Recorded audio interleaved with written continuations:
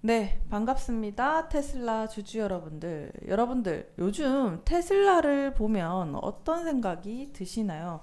자, 어제였죠. 테슬라가 6% 가까운 상승률을 보여줬었는데요. 그럼에도 불구하고 저는 이 생각 한 번쯤은 해봐야 되는가, 아닌가라고 생각을 하는데요. 요즘에 전기차 성장 이슈 때문에 전체적으로 테슬라 주가가 많이 눌리는 그림들을 가져가줬죠. 그래서 전기차 성장 둔화 때문에 이제 전체적으로 이제 테슬라가 끝난 거 아니야 라는 생각을 하던 찰나에 이 6% 상승 참 기적같이 느껴집니다. 그동안의 판매 부진, 가격이나 경쟁 심화 때문에 테슬라 위기론이 쏟아졌었는데 이번 6% 상승은 뭐였습니까? 에너지 저장 장치 바로 메가블록 때문에 요 이슈가 떠져주면서 테슬라 주가가 급등을 한 거였죠. 그러면 여러분들이 지금부터 주목해야 된 거 단기 반등의 신호일 수도 있고 이 에너지 저장 장치의 파급력이 도대체 얼마나 되는가를 여러분들이 집중해 주셔야 앞으로 테슬라가 가려고 하는 길과 방향성을 정확하게 예측하고 이것이 얼마나 테슬라의 이익을 남겨줄지 미리 예측해보면서 우리 테슬라 주주분들이라면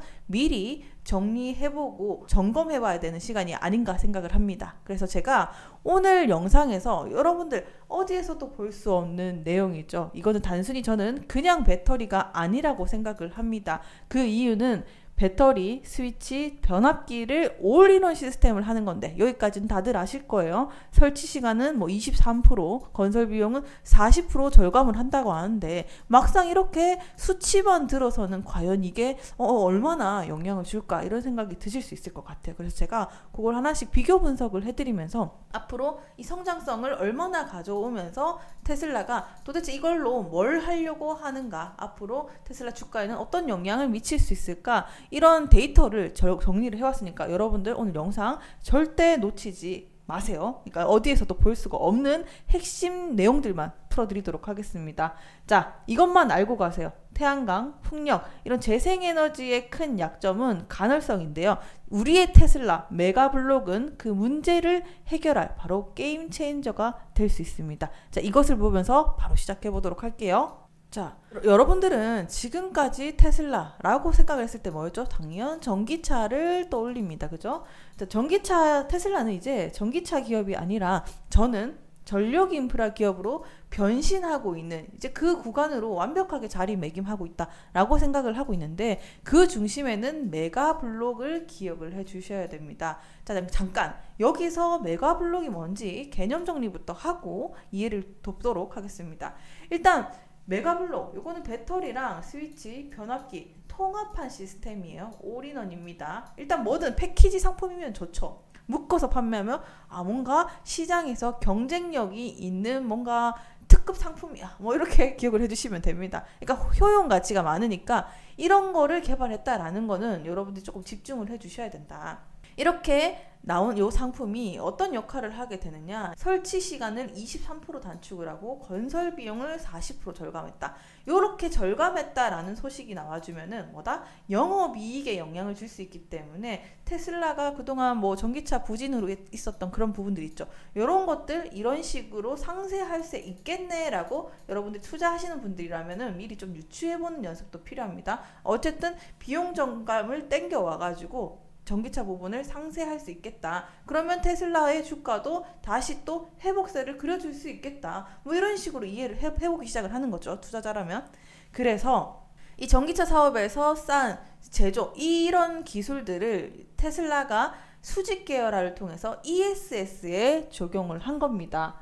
이거를 왜 했느냐? 여기에 주목을 하셔야 되는데, 자 보세요. 일단은 다시 한번 정리를 하면 테슬라가 전기차 사업에서 쌓은 노하우를 에너지 저장 시스템 여기로 넘어가고 있는 거예요. AI와 에너지 시스템으로 변환하고 있구나라는 변화를 주목을 해주시면 되고요. 그럼 넘어가 볼게요.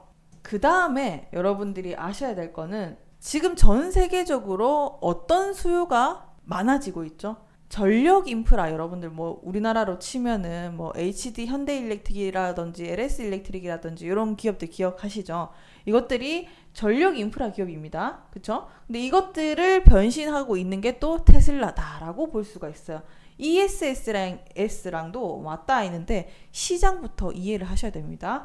전 세계적으로 연평균 30%에서 30% 성장을 하면서 뭐 2030년까지는 3천억 달러로 일단 규모가 커진다고 해요. 시장이 커진다고 할 때 이 시장에서 빠르게 선점하는 기업들이 시장을 장악할 수 있는 거예요. 일단은 그것만 이해를 도우면서 따라오실게요. 태양광, 풍력, 재생에너지를 보완하는 이런 핵심 장치 메가블록입니다. 이게 테슬라의 매출에 지금 영향을 주고 있는데 특히나 ESS에서 발빠르게 준비했던 테슬라의 매출은 15조 원, 그러니까 전년 대비해서 무려 43%나 성장을 했습니다. 대단한 거죠. 이 속도를 보세요. 만약에 이제 테슬라의 전기차 수요가 줄어들게 되면 이 ESS로 상쇄시키면서 더 빠르게 올라갈 수 있겠구나. 이렇게 유추를 하면서 바라보시면 돼요. 자, 그러면 테슬라가 진짜로 이제 ESS 메가블록으로 뭘 하려고 하는가? 여기에 이제 여러분들이 집중을 해 주셔야 되겠죠. 일단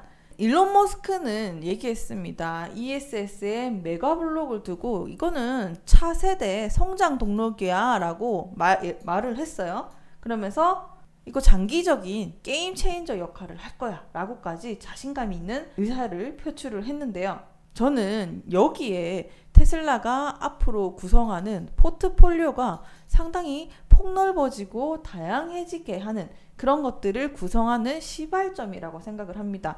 왜? ESS는 여러분들이 딱 잘 모르시는 분들이라도 딱 들어봤을 때 이건 뭐다? 무조건 이쪽으로 갈 수밖에 없는 시장인데 테슬라가 올인원 패키지로 먼저 움직이고 있죠. 근데 전기차 부분에서 아쉬운 부분들을 상쇄시킬 만큼의 빠른 성장도를 보여주면서 패키지 상품까지 준비를 하고 그 다음 변화에 빠르게 도모를 하고 있단 말이에요. 근데 특히나 ESS 이 시장에서만큼은 테슬라가 재생에너지 확산과 머물러서 상당히 장기 비전을 가지고 접근할 수 있는 영역이기 때문에 이게 잘만 통하기 시작을 하면 테슬라만의 수직 계열화 그것을 통해서 가격 경쟁력에도 이기게 되죠. 기존에 이것들 뭐 전기차 시장에서 배웠던 것들을 그대로 적용하니까 빠른 속도로 적용 가능하고요. 이 사업을 키워가지고 의존도를 줄이면서 자연스럽게 ESS 시장으로 넘어가게 되는 거예요. 그렇게 되면 뭐야? 테슬라만의 수직 계열화와 제조 혁신이 일어나면서 가격 경쟁력까지 빨리 잡으면서 영업이익을 빠르게 창출할 수 있는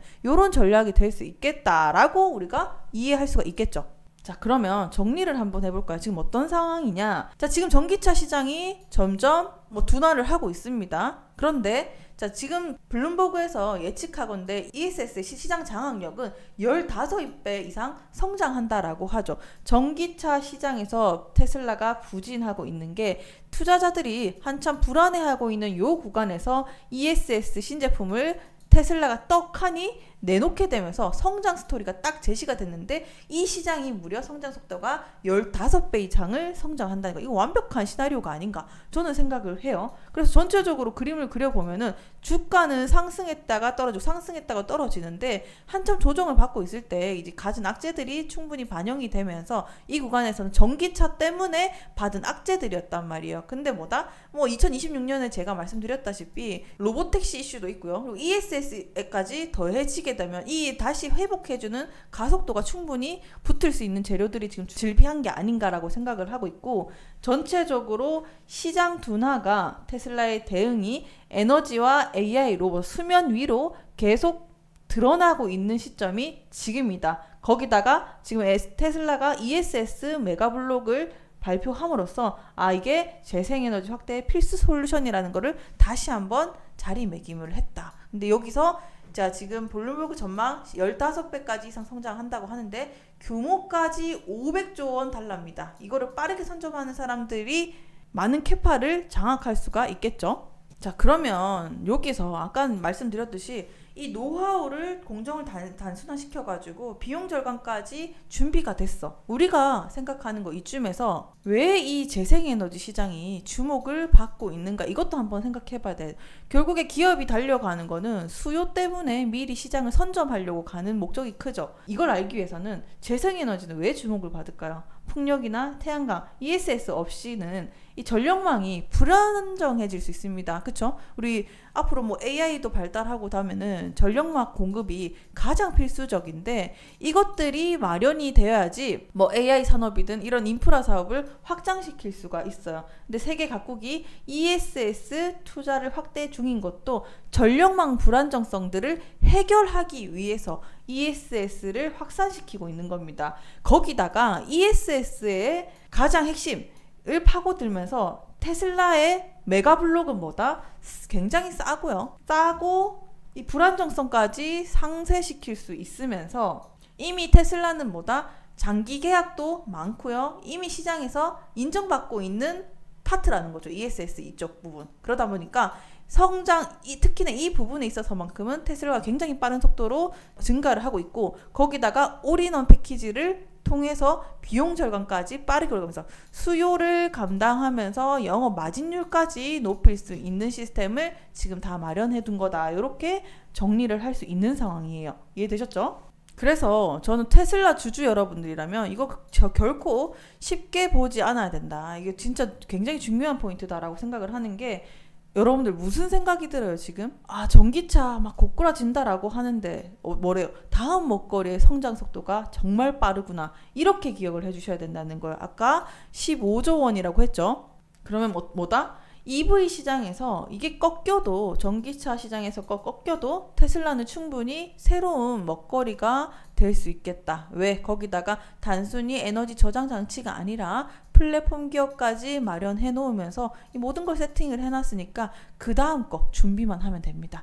거기다가요 정치적 이슈까지 더해지면서 지금 특히나 미국의 에너지 전략과 맞물리면서 IRA 인플레이션 감축법으로 재생에너지 이 보조금이 막대한 투입금이 지원이 되고 있죠. 근데 이거를 누가 받겠어요? 당연히 테슬라가 받을 수 있을 가능성이 굉장히 크다. 저는 이렇게 보고 있고요. 그래서 지금은 어떤 구간에 와 있냐? 테슬라가 오르락 내리락 하고 있는 와중에도 테슬라는 지금 보세요. 탈바꿈하고 있는 에너지 기업까지 변환을 하고 있습니다. 이런 각종 호재들이 나타줄 때 주가가 굉장히 눌려 있는지 아니면 이것들을 반영을 했는지를 여러분들이 체크를 해 주셔야 되는데 저는 아직도 이런 부분들이 시장에서 좀 이렇게까지 좀 깊이 생각하지 않고 그런 것들이 충분히 반영되지 않고 있지 않나. 지금은 단순히 주가가 한번 탕 튀어준 게 여기에 새로운 상품에 대한 그냥 단순한 기대감 때문이죠. 근데 이게 앞으로 창출할 수 있는 능력을 보게 되면은 이 시장들이 어마어마하게 크다라는 거를 우리는 좀 기억을 해주셨으면 좋겠다. 여기까지 정리를 하도록 할 테고요. 자, 다음 시간에 우리가 또 주목해야 되는 이유, 메가블록 굉장히 또 집중해 주셔야 되는 이유, 이게 앞으로 왜 성장할 수밖에 없는지 산업적이면 정치적이면 이거를 조금 더 디테일하게 찾아보면서 설명을 드리려고 합니다. 그래서 다음 시간에는 전체적으로 흐름은 알겠어. 그리고 다음 시간에 좀 구체적인 자료 이런 것들을 와서 앞으로 어떻게 향후 몇 년 동안 성장할 수 있을까 요 내용들을 제가 준비를 해왔으니까 다음 시간에 놓치지 말고 여러분들 저와 함께 하면서 꼭 시청도 부탁드리도록 하겠습니다. 오늘 영상이 도움이 되셨다면 좋아요와 구독도 한 번씩 부탁드리고요. 주말도 잘 보내시길 바라겠습니다. 감사합니다.